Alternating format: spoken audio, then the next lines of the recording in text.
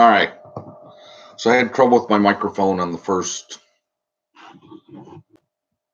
live, so we're gonna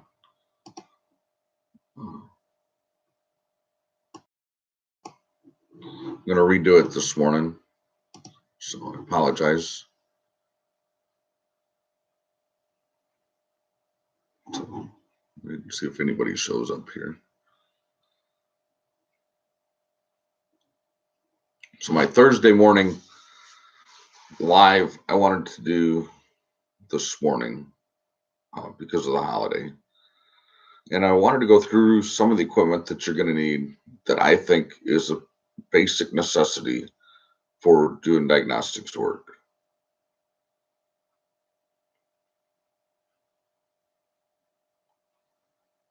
All right, so one of the first things, I go into a lot of shops. I'm a mobile guy. So there's many times that I have to ask one of the technicians for a piece of equipment or a tool or something that I don't have, either to get something off or to test something.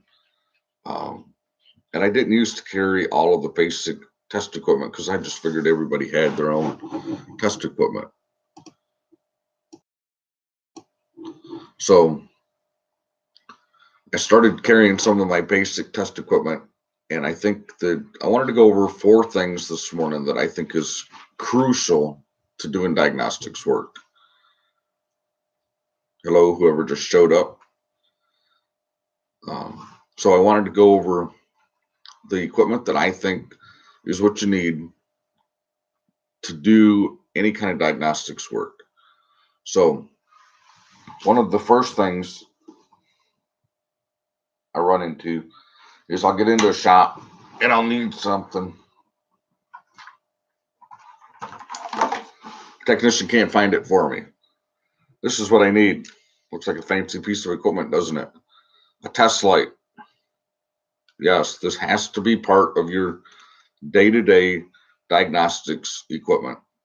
You have to learn how to use it.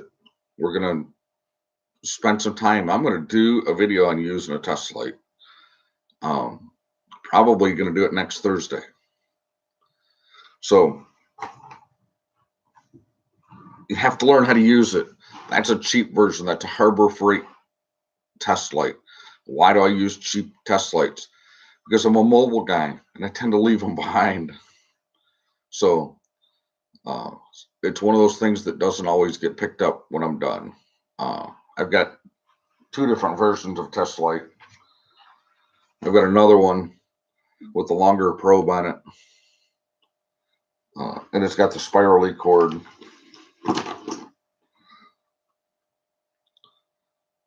Again, it's a cheap one. That one's off from Amazon.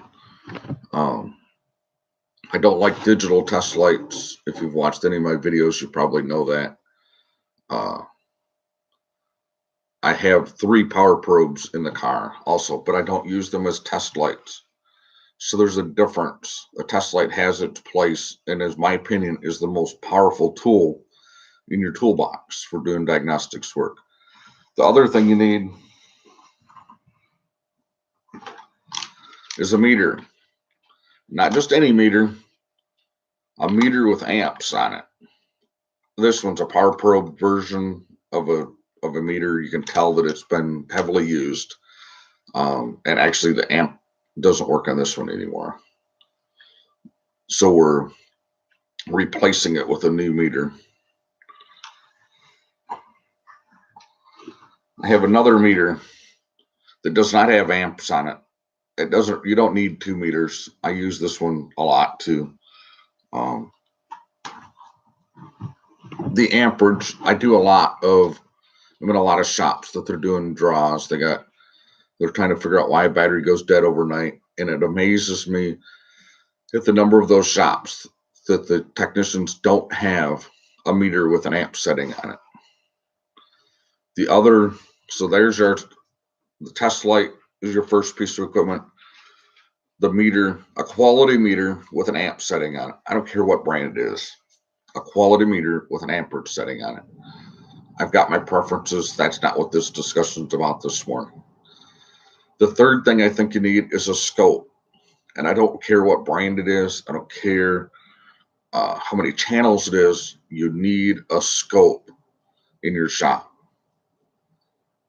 I've just got the U scope last week.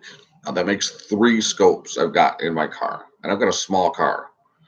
Um, so if I got room for 3 scopes in my car and think it's a necessity, how do you think you get by at a repair shop working on cars every day without a scope? The other thing that I think you need is quality service information for the car that you're working on. So if you're working on a Jaguar Land Rover and you're trying to use aftermarket service information, you're wasting your time. We all should know that by now.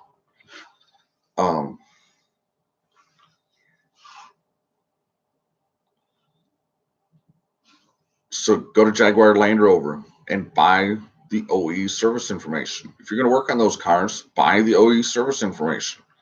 We spend a lot of money on OE service information here at Tool Hut diagnosing cars. If we go in to diagnose a car, I refuse to diagnose a car with aftermarket software, aftermarket service information. I'll usually use it to a point, and then I get the OE stuff, and then I charge the shop for it. So if I come out to your shop and you're working on a Jaguar Land Rover, I'm going to use the OE service information, and you're paying for it. So might as well use it. So a test light, a meter, a scope, and service information that's relevant to the vehicle you're working on. Again, I'm not getting into specific brands today, nothing like that. And the best place to learn to use all of your equipment is on vehicles that are not broken. So always do your testing, learn how to use your equipment on vehicles that are not broken. So if you get a 1-channel scope, plug it into a couple things. Let's do a couple things with it. I'll be using the U-scope in some videos coming up. I did get some new leads for the Handtech, so we're probably going to use that a little bit. And then I also got my Pico. So again, I got 4 scopes in the car. I think a lot of shops have scopes in the shop, and they've just never taken the leads out of the bag or whatever. So they go with your scanner. We need to start getting the scopes back out of the shop so we can diagnose cars, vehicles properly. So, all right, that's my repeat on my. It's not that long of a video this morning. Everybody have a great day. Thumbs up, thumbs down, comment, suggestions. Ring the bell if you want to be notified as I release some new videos, and subscribe to my channel. Thanks. Have a great day.